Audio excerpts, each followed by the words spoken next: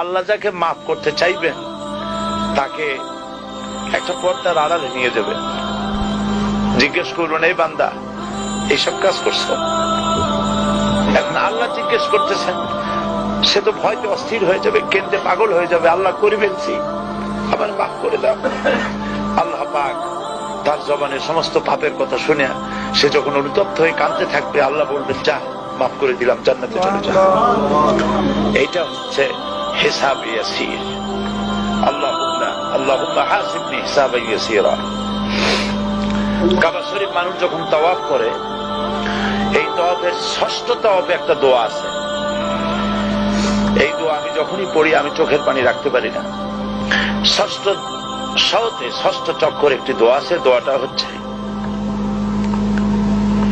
আল্লাহুম্মা ইন্না আলাইয়া হুকুকান কাসীরান ফীমা বাইনি ওয়া বাইনাক।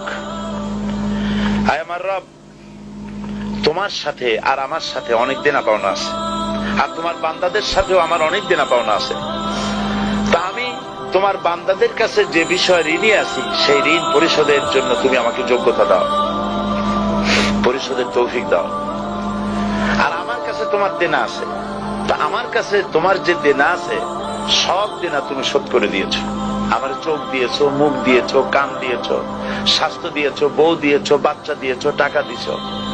আমার কাছে সৃষ্টি করে তোমার যা দেনা ছিল তুমি সব তো শোধ করে দিয়েছো, কিন্তু তোমার দেনা তো আমি কিছুই শোধ করতে পারি। তোমার দেনা আমার শোধ করার একটা পথ আছে মাবুদ, সেই পথটা হলো তুমি আমার মাফ করে দাও।